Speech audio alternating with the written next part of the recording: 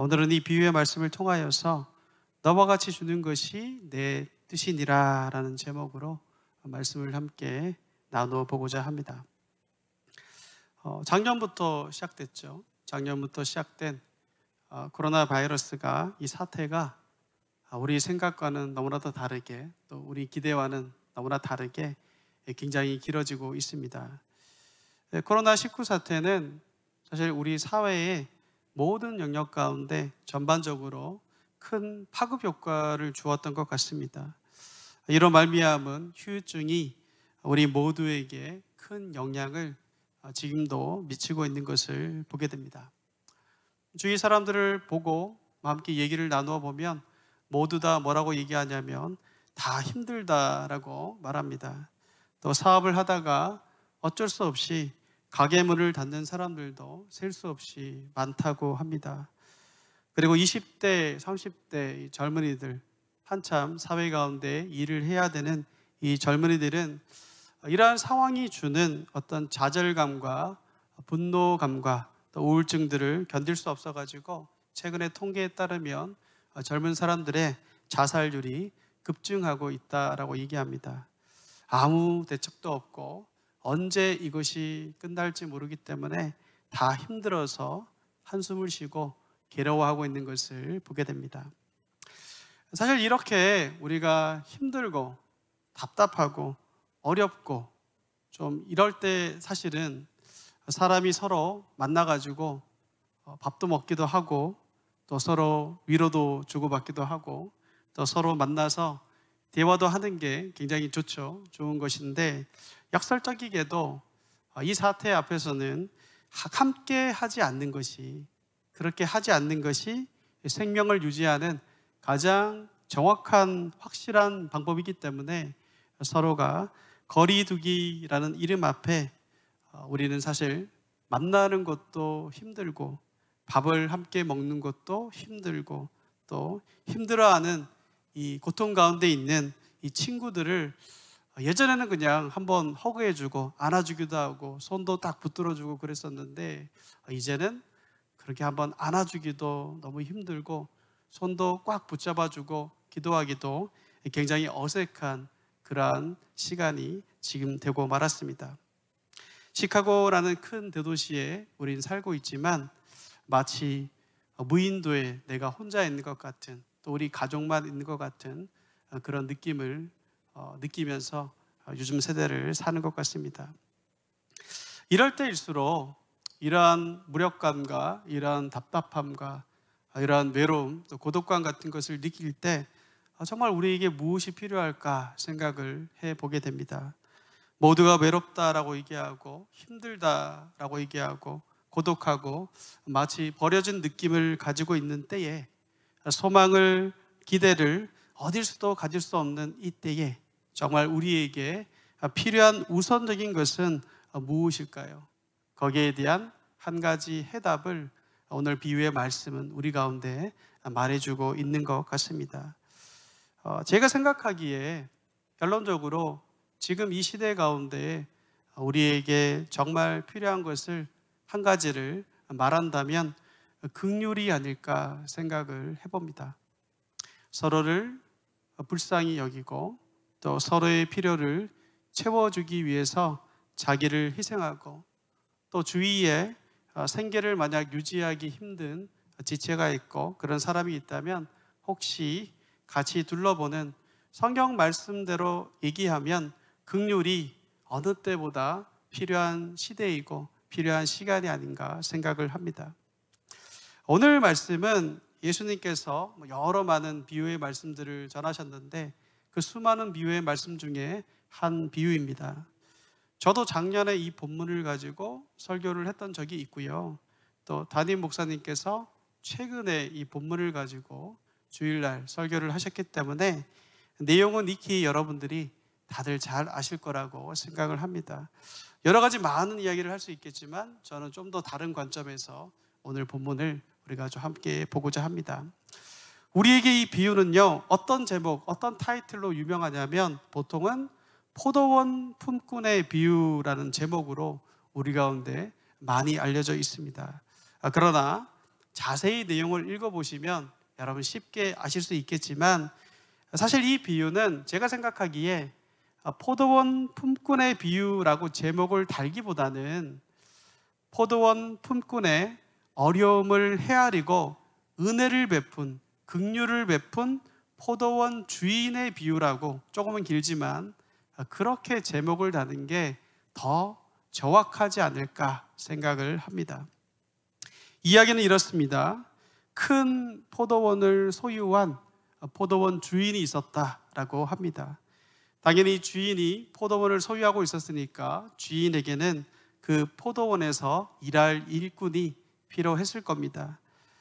그런데 자세히 본문을 여러분 읽어보시면 아시겠지만 주인이 꼭 그 포도원에서 일이 있어가지고 일꾼을 고용했던 것만은 아니었던 것 같아요. 이 주인은요, 좀 특이한 것이 일꾼을 최대한 많이 고용하기 위해서 일을 더 많이 맡는 것 같은, 의도적으로 그렇게 한 것 같은 그런 인상을 우리 가운데 주고 있습니다. 어쨌든 1절을 보시면 포도원 주인은요, 일꾼을 찾으러 갑니다. 그렇죠? 일꾼을 찾으러 어디로 갔는가? 3절 말씀을 보시면 장터라고 나오죠. 장터라고 말하는데 아마도 그 장터에서 하루에 일할 일용직 노동자들이 거기서 모여가지고 어떤 사람이 나를 뽑아가지 않는가라고 기대감을 가지고 거기에 사람들이 기다리고 있었던 것 같습니다. 1절에서 보는 것처럼 주인이 이른 아침에 일꾼을 찾으러 나갔습니다. 성경에는요, 정확한 시간이 나오지 않아요. 이른 아침이 몇 시인지 정확하게 언급되어 있지 않기 때문에 정확한 시간을 우리가 좀 알기는 좀 어렵지만, 당시 유대인들이 보통 오전 6시에 일을 시작해서 오후 6시에까지 일을 했던 것을 볼 때 이 이른 시간은 아마도 오전 6시가 아닌가 추정이 됩니다. 오전 6시에 이른 아침이죠. 주인이 장터에 나가가지고 일거리를 찾고 기다리고 있는 여러 사람들을 만납니다.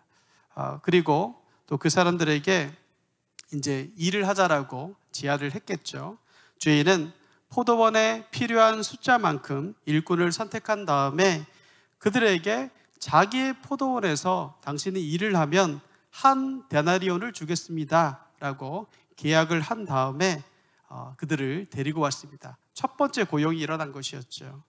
그리고는 이걸로 끝난 것 같은데 끝나지 않습니다. 3절을 보시면 몇 시간 있다가 삼시라고 나오죠. 삼시라고 나오는데 이 삼시는요, 유대인의 시간이에요. 유대인의 시간이기 때문에 오늘날의 우리의 시간으로 환산하려면 여기에다가 6을 더하면 됩니다. 6을 더하면 몇 시가 되는 것이죠? 그러면 오전 9시가 되는 것이죠. 6시에 한번 고용을 했고요. 오전 9시에 이 주인이 장터에 또 한 번 더 간 거예요. 거기 갔더니 여전히 일이 없어가지고 누가 나를 써줄 사람이 없나라고 고민하고 이렇게 서성거리고 있는 사람들이 보였다라는 것이죠. 그래서 그들을 이 주인은 몇 명의 일꾼을 또 택해가지고 데려왔습니다. 여기서 끝나면 좀 이해가 되는데 여기서 끝나지 않죠. 이 비유의 말씀을 보니까 조금 있다가 정오 12시에 한 번 더 가고요. 또 오후 3시에 한 번 더 갑니다. 그랬더니 또 장터에 아직까지도 일자리를 못 구해가지고 반나절을 다 허비한 거죠. 다 허비하고 있는 사람들이 있었던 거예요.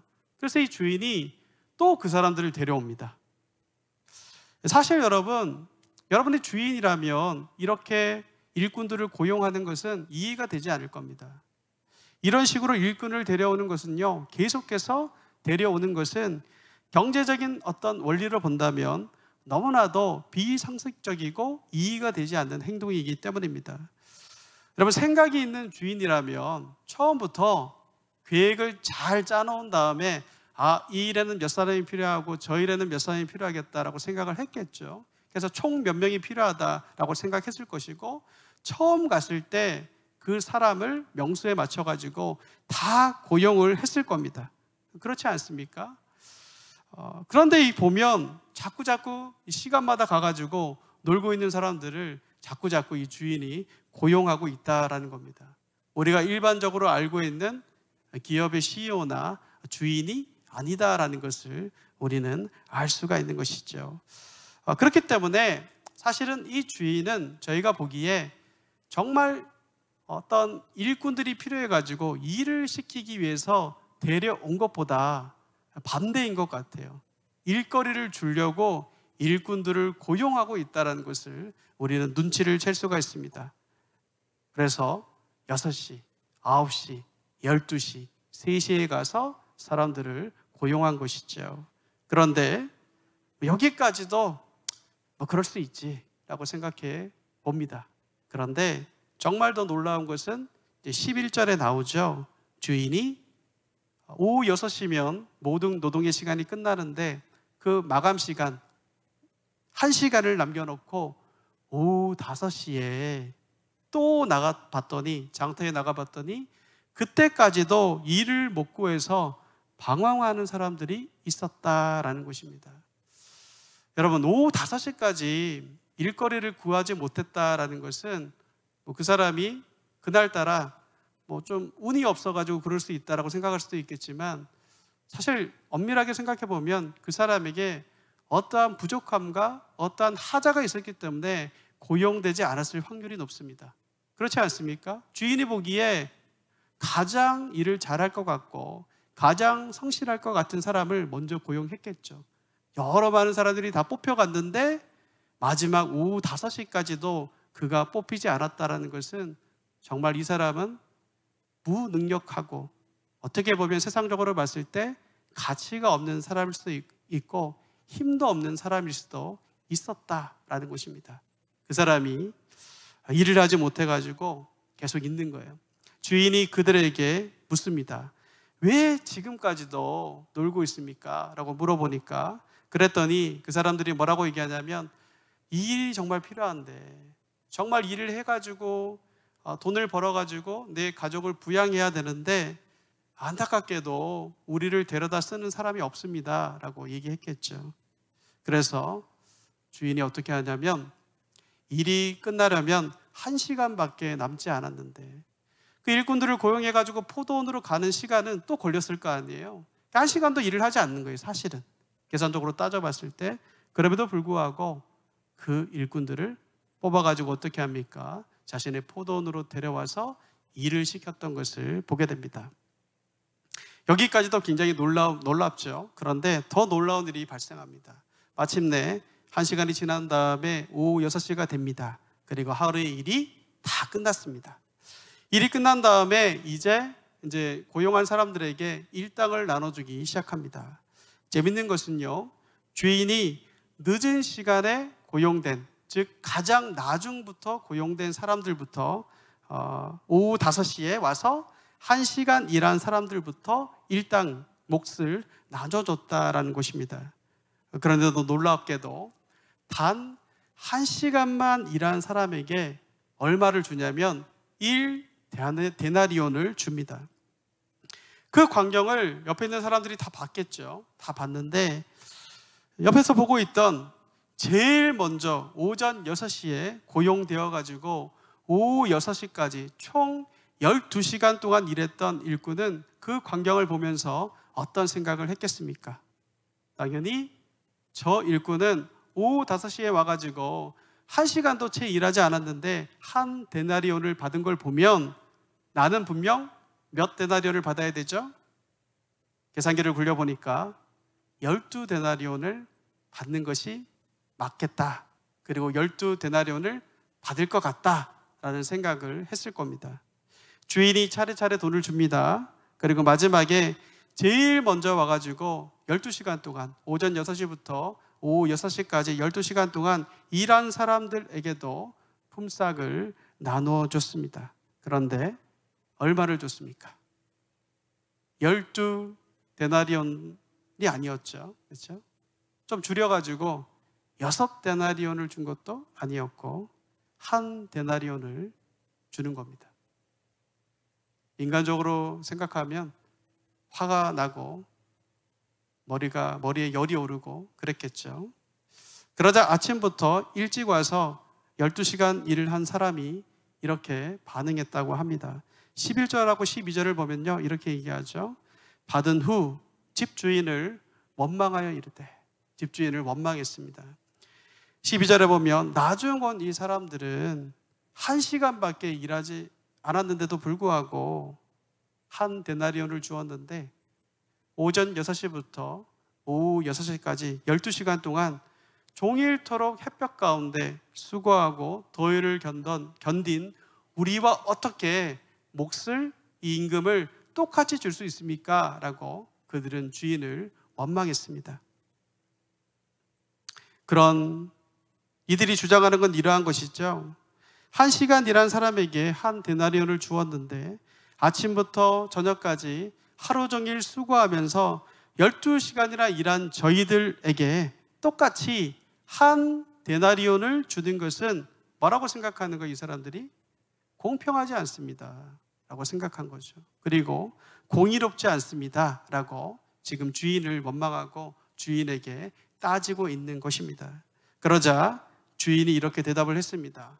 14절 15절을 보면 내 것이나 가지고 가라. 나중 온 이 사람에게 너와 같이 주는 것이 내 뜻이니라 라고 얘기하고요. 내 것을 가지고 내 뜻대로 할 것이 아니냐, 내가 선함으로 내가 악하게 보느냐 라고 이렇게 말하면서 이 비유가 끝이 나게 됩니다. 여러분 한번 생각해 볼 필요가 있습니다.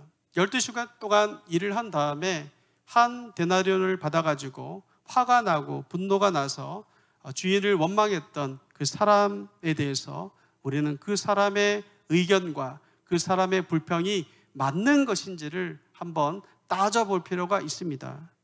정말 이 포도원 주인은요, 일꾼들의 불평대로 공의를 행하지 않은 것일까요?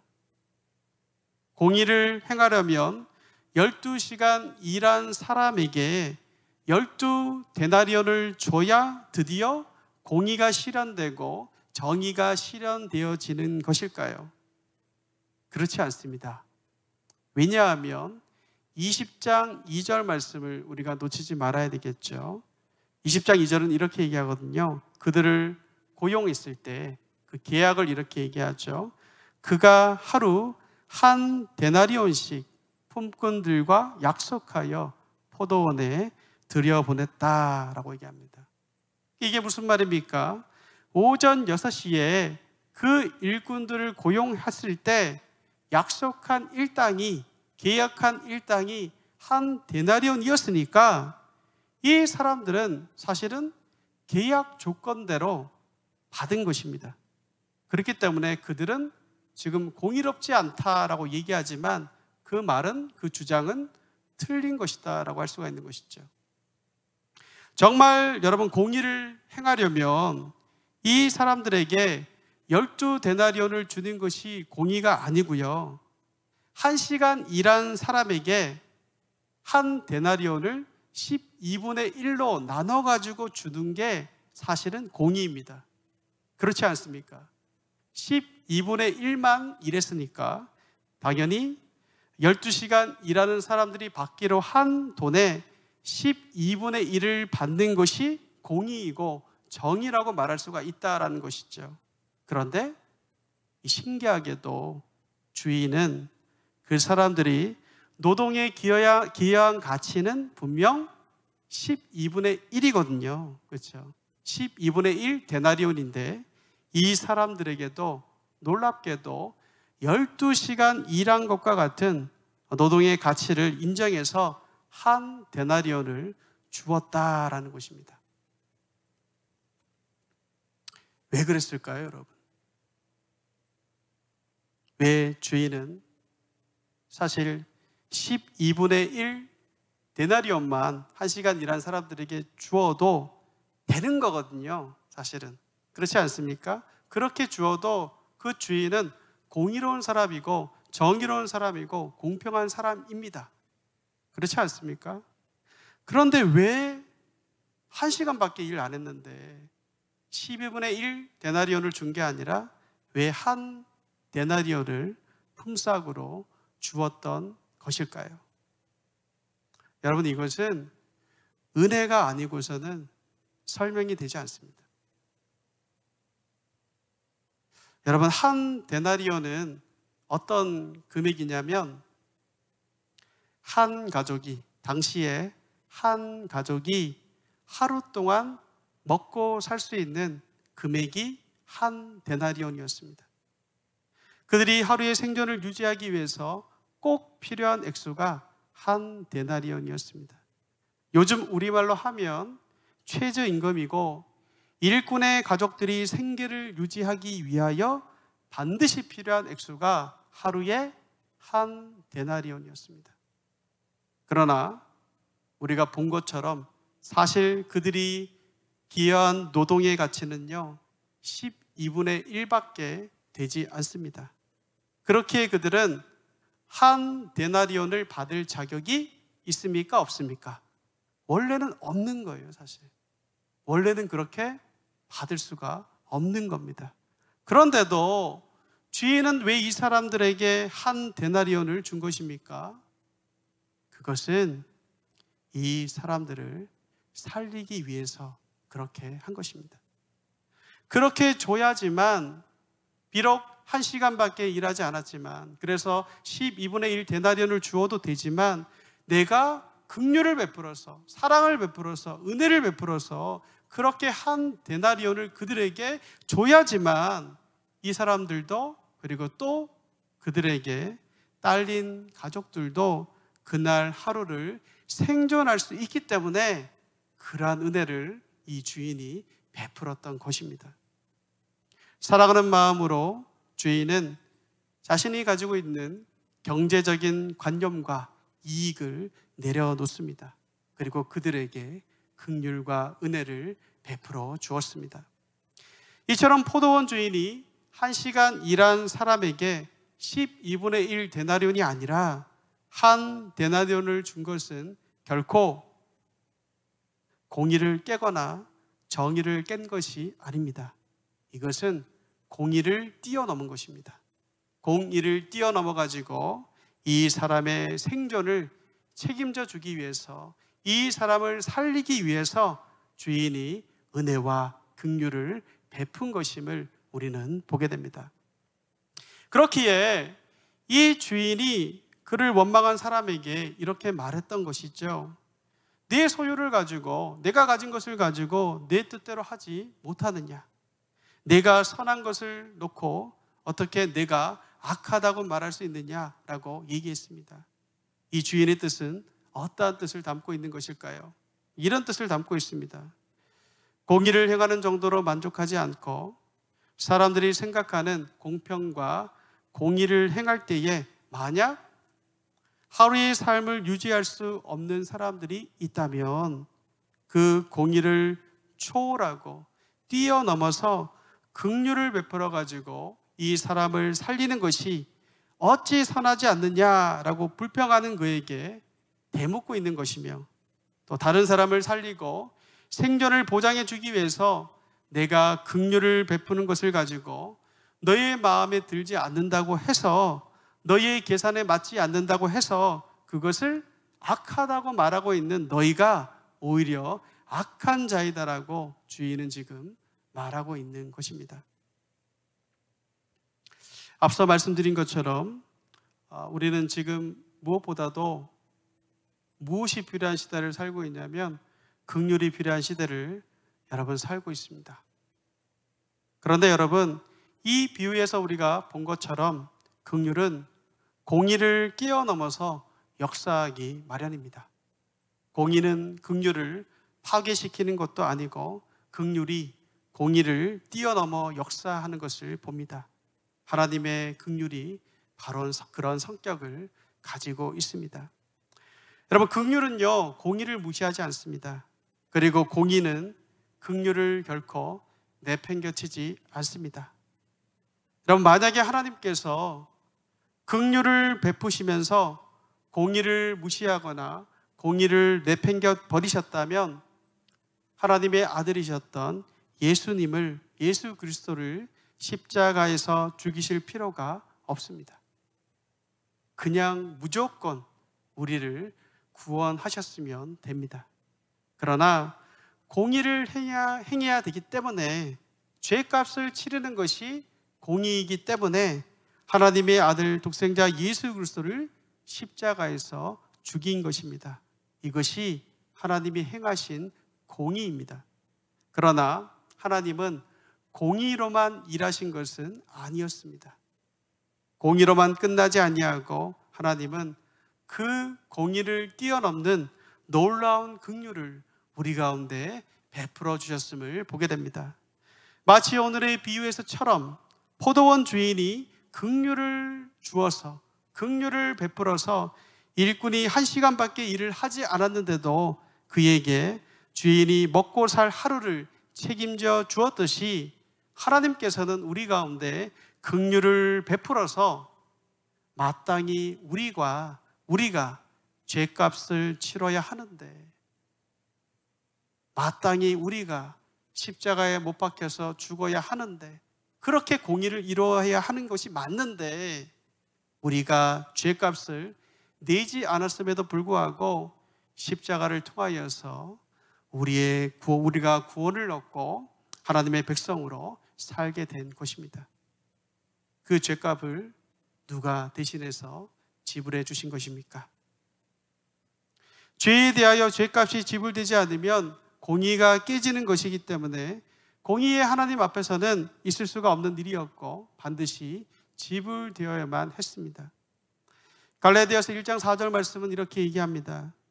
그리스도께서 하나님 곧 우리 아버지의 뜻을 따라 이 악한 세대에서 우리를 건지시려고 우리 죄를 대속하기 위하여 자기 몸을 주셨다라고 얘기합니다. 베드로전서 2장 24절 말씀도 이렇게 똑똑히 우리 가운데 말합니다.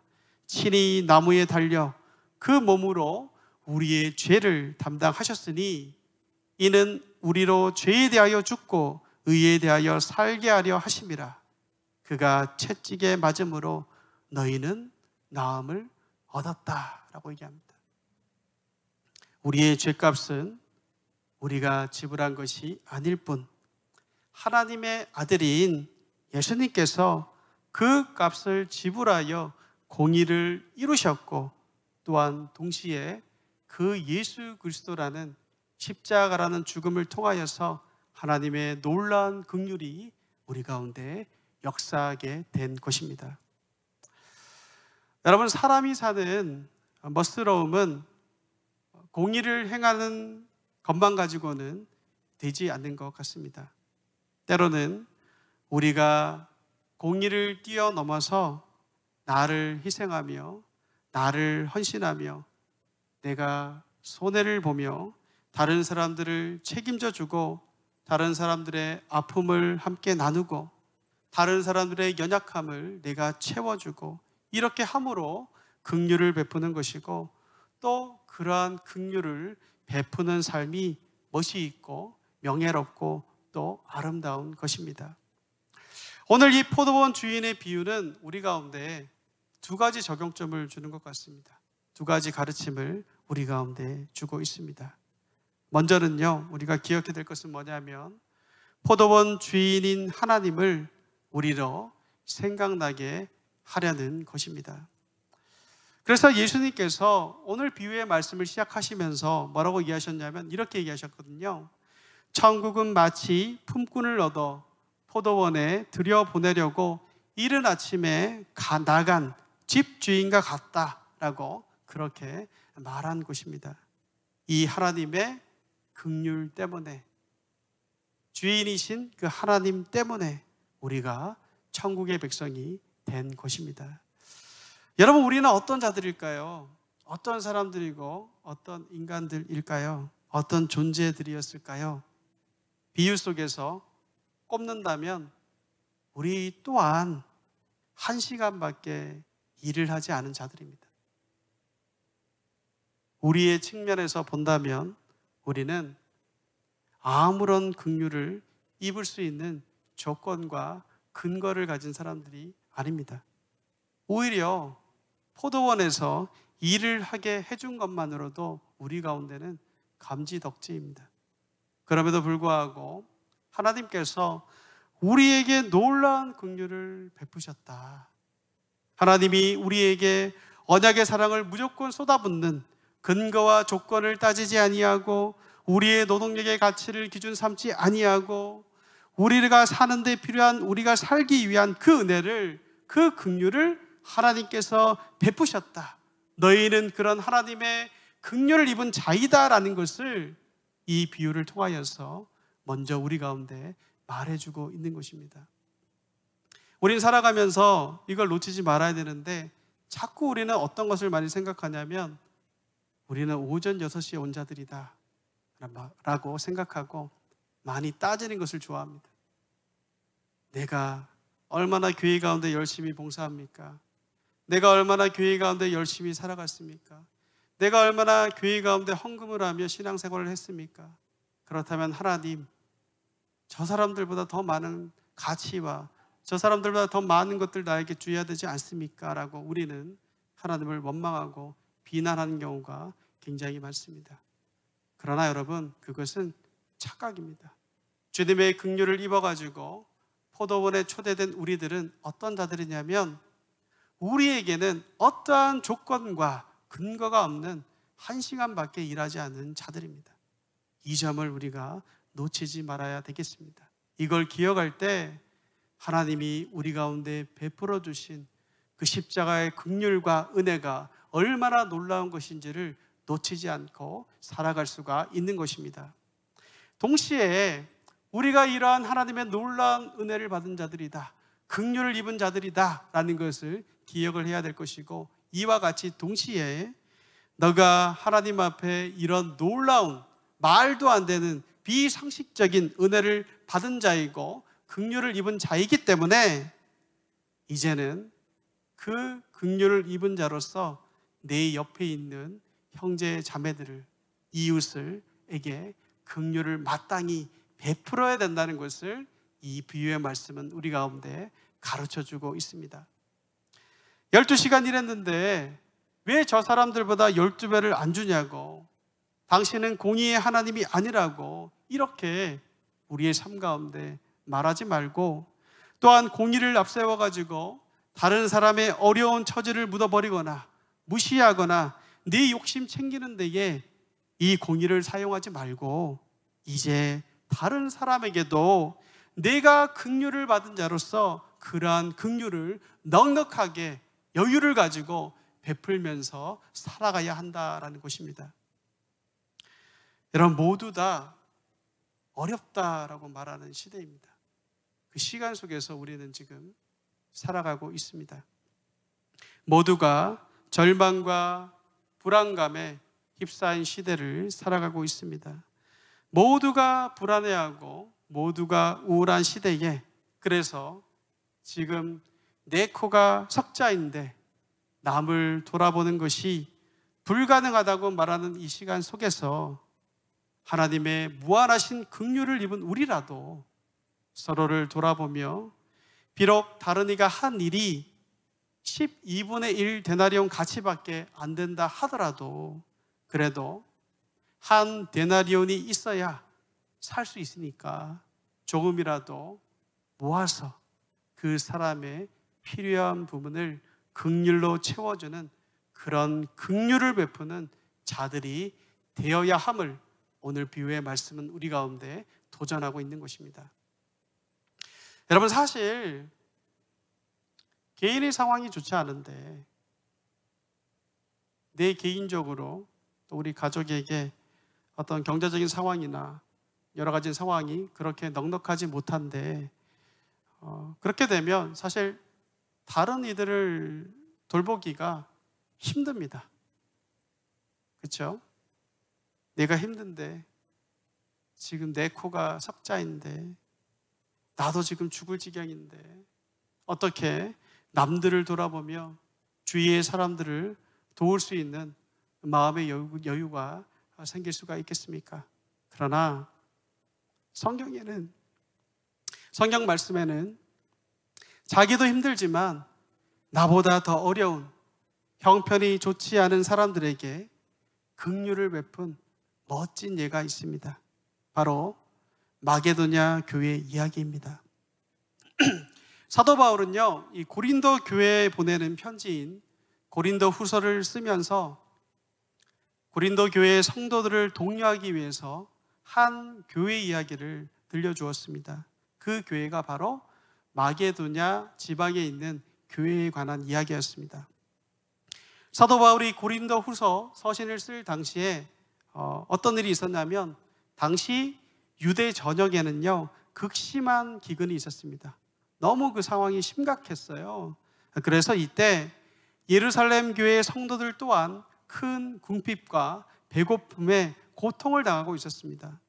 당시 예루살렘 교회의 그리스도인들은요 너무나도 가난하였고 누구에게도 도움을 청할 수 없는 그런 정말 힘든 상황 가운데 놓여 있었습니다. 그래서 사도 바울이 이를 이방인 교회 가운데 알립니다.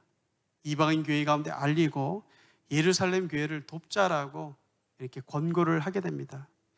이 모금 운동에 모범적이고도 헌신적으로 참여한 교회가 어느 교회였냐면 바로 마게도냐 교회였습니다. 마게도냐 교회는요 바울이 2차 전도여행을 떠났을 때, 시작했을 때 환상을 보고 찾아간 지역인데, 지중해를 건너가 가지고 첫 번째로 세운 빌립보 교회를 포함하여서 베레아 교회, 데살로니가 교회 등을 가리켜 보통 마게도냐 교회들이라고 부릅니다. 이 교회들이 예루살렘 교회를 돕기 위해서 예루살렘의 어려운 상황들을 듣고 그 형제 자매들을 조금이라도 돕기 위해서 굉장히 적극적으로 이 모금 운동에 동참을 한 것입니다. 반면에 모금 운동에 소극적인 교회가 어느 교회였냐면 고린도 교회였습니다. 고린도 교회는요 사실 경제적으로 매우 부유한 교회입니다. 경제적으로도 어떤 면에서도 굉장히 부유했음에도 예루살렘 교회를 돕는 일에는 굉장히 소극적이었어요. 그래서 사도 바울은 고린도후서 8장 말씀을 통하여서 고린도 교회를 독려하기 위해서 마게도냐 교회들의 모범 사례를 소개했던 것입니다.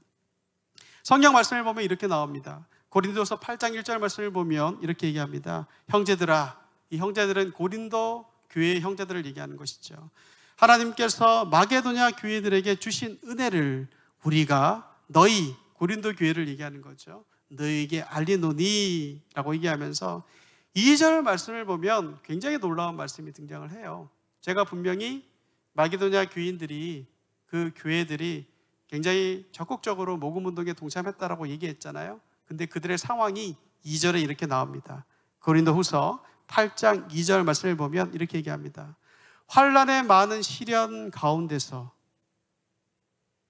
그들이 넘치는 기쁨과 극심한 가난이 그들의 풍성한 연보를 넘치도록 하게 하였느니라 라고 얘기합니다.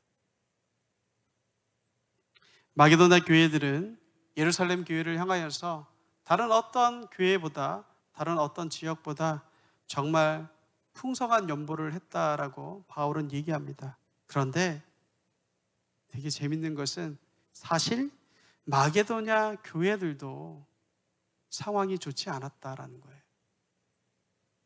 먼저는 당시 마게도냐 교회들은요 환난의 많은 시련을 당하고 있었습니다. 그들은 이방 지역에서 예수님을 믿는다는 것 때문에 박해를 당했습니다. 또 동족 가운데 적대자들에 의해서 모함을 받았습니다. 또한 유대인들로부터 공격을 받았습니다. 그럼에도 불구하고 어떻습니까? 마게도냐 교회들은요 이런 환난과 시련 속에서도 예루살렘 교회의 어려운 형편을 듣고 풍성한 연보를 넘치게 드렸다라는 것입니다. 그렇다고 해서 그들이 경제적으로 여유가 있고 부유한 것도 아니었다라는 거예요. 마게도냐 교회들 또한 예루살렘 교회처럼 극심한 가난과 고통 가운데 있었다라고 얘기합니다. 당시 마게도냐 교회는 로마의 지배하에 있었습니다. 그렇기 때문에 많은 수입원들을 로마인들에게 빼앗겨 구조적인 가난을 그들은 겪고 있었습니다. 남을 돌아볼 여유와 그러한 어떤 부유함들이 그들에게는 없었다라는 겁니다. 그럼에도 불구하고 놀라운 것은 무엇입니까? 교인들은 기쁨이 넘쳤다라고 얘기하고 있으며 또 그리고 풍성한 연보를 넘치도록 예루살렘 교회에 보냈다라는 것입니다. 고린도후서 8장 4절 말씀을 보면 예루살렘 교회를 돕는 일이 일에 대해서 이들이 얼마나 적극적으로 동참했는지를 바울은 이렇게 말하고 있습니다. 세번역 성경으로 번역하면요, 이렇습니다. 그들은 성도들을 구제하는, 여기서 말하는 성도들은 예루살렘 교인들을 얘기하는 거겠죠. 예루살렘 교인들을 구제하는, 어디에 동참한다고요? 특권에 동참하게 해달라고 우리에게 간절히 청하였습니다 라고 얘기합니다. 보통 사람 같으면 자신이 시련 가운데 있고, 자신이 부유하지 아니하고, 자신이 넉넉하지 않다면 그냥 모른 채 할 것 같아요. 지금 내 코가 석자이니까요. 나도 먹고 살 게 없고, 나도 죽을 지경이고, 나도 너무 힘든데. 그런데 마게도냐 성도들은 그렇지가 않았다는 것이죠. 왜 그럴 수 없었을까요? 마게도냐 교인들은 공경에 처한 성도들을 돕는 것, 형제 자매들을 돌아보는 것을 하나님이 주신 특권이라고 생각했기 때문입니다. 어떻게 자기가 환난 가운데 있고 가난 속에 있으면서도 다른 이들을 돌아볼 수 있는 긍휼을 베풀 수가 있었을까요? 그것은 자기들 또한 하나님께 말도 안 되는 그런 돌보심과 긍휼을 받았다는 것을 그들은 알고 있었기 때문입니다. 비록 1시간밖에 일하지 않았지만, 아니 포도원에 가서 일할 수 있는 것만으로도 엄청난 은혜였는데, 거기에 덤으로, 은혜로, 긍휼로 죽음에서 구원으로 옮겨진 놀라운 은혜를 받은 것을, 그 긍휼을 받은 것을 그들은 기억하고 있었기 때문에 하나님께 그 놀라운 긍휼을 받은 자로서 다른 이들에게도 넉넉함으로 긍휼을 베풀 수 있는 자들이 되었던 것입니다. 사랑하는 성도 여러분, 힘든 때를 우리가 살아가고 있습니다. 우리를 더욱더 힘들게 만드는 것은 이 사태가 언제 끝날지 모른다라는 것입니다.